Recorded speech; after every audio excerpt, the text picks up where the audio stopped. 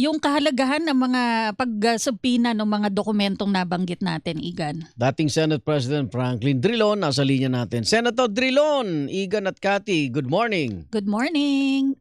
Igan, kasi magandang umaga po. Ako Opo. po may master's degree sa impeachment. Kaya nga po kayo inimbitahan namin. Opo. Pakiano nga pong memorya nung time ni Chief Justice Corona, Corona. oo. Napag-usapan din tong kanyang mga bank accounts dahil ang pinag-usapan dun yung perang hindi niya na-deklara, di ba? Oo, even yung before pa daw po siya maging Chief Justice ay isinama po sa impeachment trial yung kanyang bank records. Opo. Ano pong desisyon noon? Ang desisyon noon, sinubpina yung bank records dahil ang impeachment po ay isang exception sa secrecy of bank deposits. Ibig sabihin, mayroon tayong batas na nagsasabi, hindi mo pwedeng gawin publiko ang bank deposits ng isang mamamayan.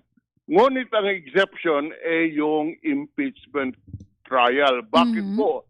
Dahil yung impeachment trial ay isang paraan kung saan pinapasagot yung mga impeachable officials, yung matataas na opisyal ng pamahalaan, pinapasagot sa anong mga sinasabing pagkukulang o pagkakamali or korupsyon. Yan po ay isang exception na nakalagay mismo sa ating Bank Secrecy Deposits Law.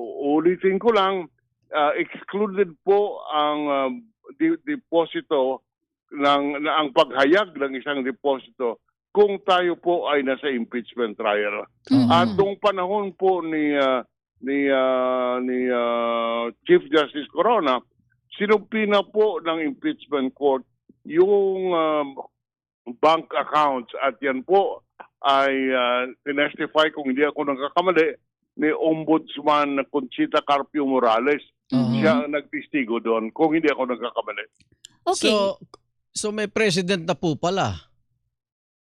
May president yan. Mhm. May president na at may batas kung saan ang sinasabi ay pwedeng isubpina ang bank records. May isang issue pa. Sinasabi hindi mo pwedeng isubpina ang bank records bago Maging impeachable official. Opo, bago ang appointment ng election ng impeachable official. Sa akin po mali dahilan sa kung ang pinagreklamo sa impeachment complaint ay unexplained wealth. Kailangan siguro malaman ng taong bayan kung saan ba nag-umpisa. Kung nag-umpisa ba piso lang ang deposit, tapos naging bilyon-bilyon, saan lang galing ito? Ngayon, kung hindi mo pakita yung starting deposit bago siya pumasok sa pamahalaan, hindi mo masabi kung yan ay unexplained deposit dahilan sa hindi mo alam kung anong starting amount. Pero paano po sa sitwasyon ngayon, parang joint account ito, may isang pribado na baka siya yung nagrereklamo sa Data Privacy Act po, Senador. At yun din po ang dahilan ng Yung- depensa, Senador, na hindi daw dapat idawit yung isang pribadong individual Yung na asawa asawa po ni ni VP. VP. Ngunit nung binuksan nila ang deposit account, alam nila na si Vice President Sara ay isang public official at hindi pwedeng itago sa isang conjugal asset record na ito'y unexplained wealth. Kung ito may unexplained wealth, hindi mo pwedeng sabihin, hindi mo pwedeng tingnan yon dahil lang siya ay joint account namin. Hindi po obran at hindi lang yon. Yung mga sources kung saan ang galing ang deposito ay makikita mo rin. Kung wala namang tinatago, kung yan po ay galing sa kinita sa profesyon, ay makikita naman, may trace mo kung saan yung galing yung pera. So, hindi po depensa yan, hindi po pwedeng maitago ang issue na unexplained wealth doon sa sinasabing joint account yan. Okay, so itong mga issue ng Bank Secrecy Law, Data Privacy Act, wala ito pagdating sa impeachment trial? Tama po yan dahil yung impeachment trial, ayan po ay nakasalagay sa ating saligang batas.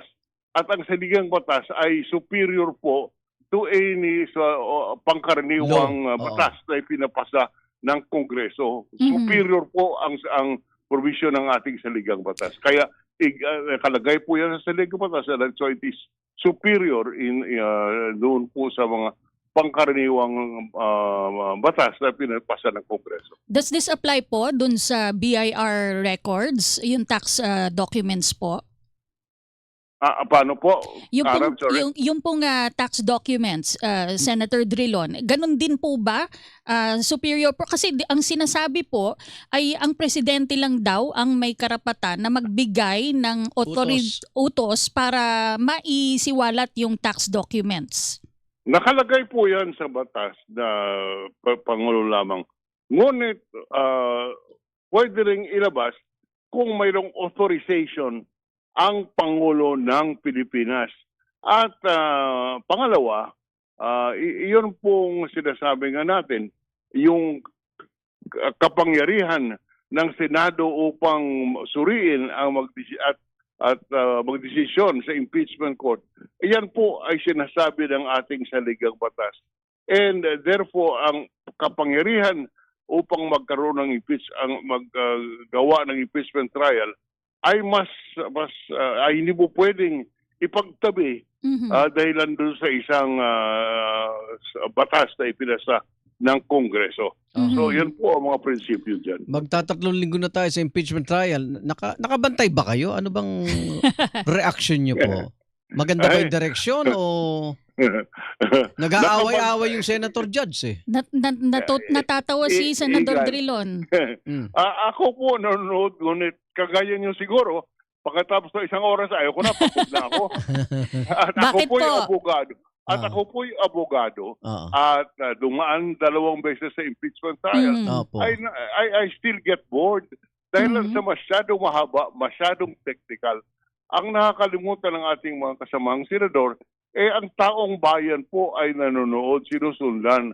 At kung masyadong technical, hindi po maintindihan ng taong bayan kung anong katotohanan. Kaya pwede po, unang-una, kung maalala ninyo, yung mga tanong tungkol sa authenticity at chain of possession noong video, ay dalawang araw yata nagdedebate yung mga abogado. Kaya nga eh. Pati yung photocopy, di ba, Senator? Pinagtatalunan. Opo. Isang tanong lamang. Hindi ba napanood nyo na yun? Napanood ko na yun. Napanood na ng milyong-milyong Pilipino. Bakit kakantahirap pa to prove the authenticity? Dahil yan po ang proseso sa husgado. Ngunit ang dapat hindi mo kalimutan ng ating mga senador ay hindi po husgado ang kaharap nila dito. Ang kaharap nila ay yung impeachment court. Hindi naman po naintindihan yan ng ibang judges dahil sa hindi naman sila abogado. At lalo na po ang taong bayan, hindi naiintindihan yung sinasabi dahil sa hindi naman sila abogado. Kaya po, ang pakiusap ko para po malaman ng taong bayan kung ano talaga katotohanan, siguro tawagin ulit ng liderato ng Senado ang mga magkabilang panig at pilitin ito'y wag nang magtanong dito sa kung authentic itong video na ito. Authentic ito, tanggapin nyo na. Kung hindi nyo tatanggapin, may proseso sa husgado, sinasabi, judicial notice. Ibig sabihin, kinikilala ng husgado na ito'y authentic, hindi na kailangan ang pagpaliwanag pa kung bakit authentic. Pwede po yan. So that can cut short the proceedings at maintindihan ng taong bayan na itong video na ito ay authentic dahil sabi ko nga, napanood mo na napanood na natin lahat yan. At yan po ay wala namang nagsasabi kahit si Vice President Sara, hindi niya naman sinasabi na hindi authentic ito Pag ginagamit niya rin. So bakit ba ang haba pa ng proseso? Sayang ang oras. Hindi lang yung sayang ang oras. Nagsasawa ang taong bayan hindi na sinusundan. Senator Drilon, isa pa po sa pinag-uusapan namin ni Igan yung sasayang na oras, yung mga manifestation po ng senator judges na hindi naman po related sa impeachment. Minsan ang tagal po nilang nagsasalita. Ano pong opinion nyo dito? Mahirap talaga bigyan ng mikropono yung senador No, not but kidding aside. Alam mo, yan po ay mag-appeal na lang tayo sa bawat senador na Yes. iba ito impeachment trial ito. Mm-mm. Mataas ang interest ng taong bayan. Huwag natin sayangin ang oras natin sa mga manifestation na wala namang relasyon doon sa impeachment trial. Pakiusap na lang po ang ating magagawa dyan dahil you cannot limit the senator judges Mm-mm. on the time that they use. Hindi mo po pwedeng pigilan ang isang senador judge na magsalita. Kaya sa konsyensya na lang po nila ang appeal natin na huwag namang gamitin ang impeachment trial at ang nationwide TV coverage Mm-mm. doon po sa mga manifestation na wala namang relasyon sa impeachment trial. Pero hindi rin sila papaawat. May sarili silang mga blog site, mga FB account.